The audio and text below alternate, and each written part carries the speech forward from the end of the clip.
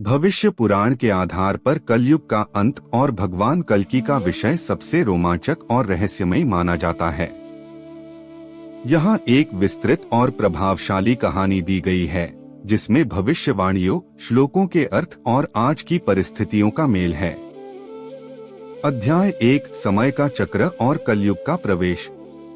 हजारों साल पहले, जब द्वापर युग समाप्त हो रहा था और भगवान कृष्ण अपनी लीला समेटकर वैकुंठ जा रहे थे, तब कलिपुरुष धरती पर कदम रखा। राजा परीक्षित ने उसे रोकने की कोशिश की, लेकिन समय के चक्र को टाला नहीं जा सकता था। कलि ने 5 स्थानों पर अपना वास बनाया: सोना, जुआ, शराब, स्त्री और हिंसा। भविष्य पुराण के अनुसार जैसे जैसे समय बीतता जाएगा, कलयुग अपनी चरम सीमा पर पहुंचेगा। अध्याय 2, कलयुग के लक्षण, आज की दुनिया से जुड़ा। पुराणों में कलयुग के अंत के जो लक्षण बताए गए हैं, वे आज के दौर में बिल्कुल सटीक बैठते हैं। श्लोक कहता है, स्वल्पायुषो मंदधियः भाग्यहीना ही उपद्रुता है। अर्थ, लोग कम आयु वाले, मंद बुद्धि, भाग्यहीन और रोगों से घिरे होंगे। भविष्यवाणी के मुख्य बिंदु: प्रकृति का असंतुलन, नदियां सूख जाएंगी, अन्न में स्वाद और पोषण खत्म हो जाएगा। अकाल और बाढ़ एक साथ आएंगे। नैतिक पतन, लोग केवल धन के लिए एक दूसरे का सम्मान करेंगे। रिश्तों की मर्यादा समाप्त हो जाएगी और शास्त्र केवल चर्चा का विषय रह जाएंगे। शक्ति का दुरुपयोग, शासक जनता की रक्षा करने के बजाय उनका शोषण करेंगे। चोरी और ठगी को बुद्धिमानी माना जाएगा। अध्याय 3, शंभल ग्राम और भगवान कल्कि का जन्म।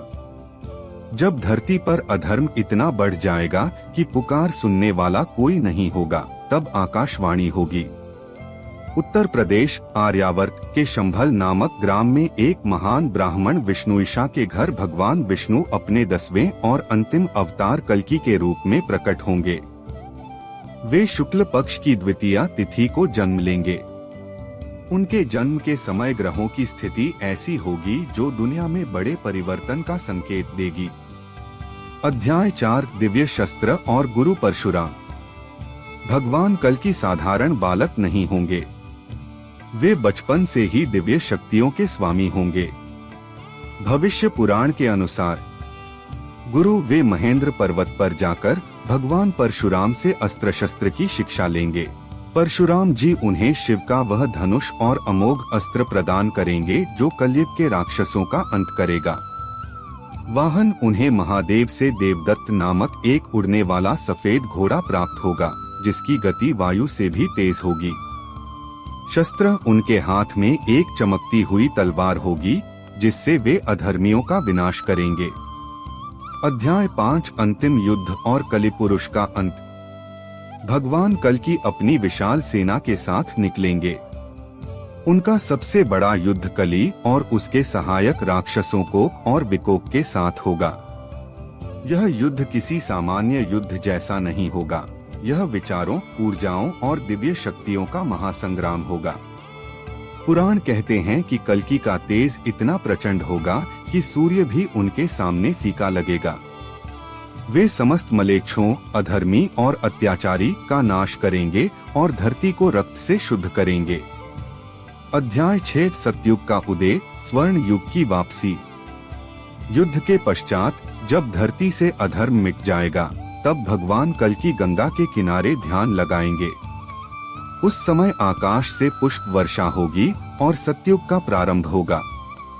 यदा यदा ही धर्मस्य ग्लानिर्भवति भारत। इस वचन को सिद्ध करते हुए कल्कि अवतार पुनः धर्म की स्थापना करेंगे।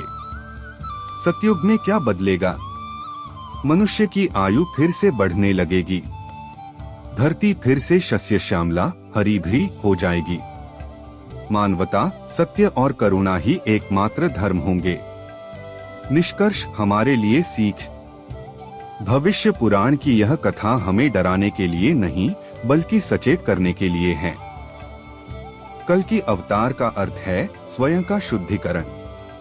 आज की भागदौड़ भरी जिंदगी में यदि हम अपने भीतर के कली, क्रोध, लोभ, ईर्ष्या को मारकर सत्य के मार्ग पर चलें, तो हम भी उस स्वर्ण युग के सहभागी बन सकते हैं।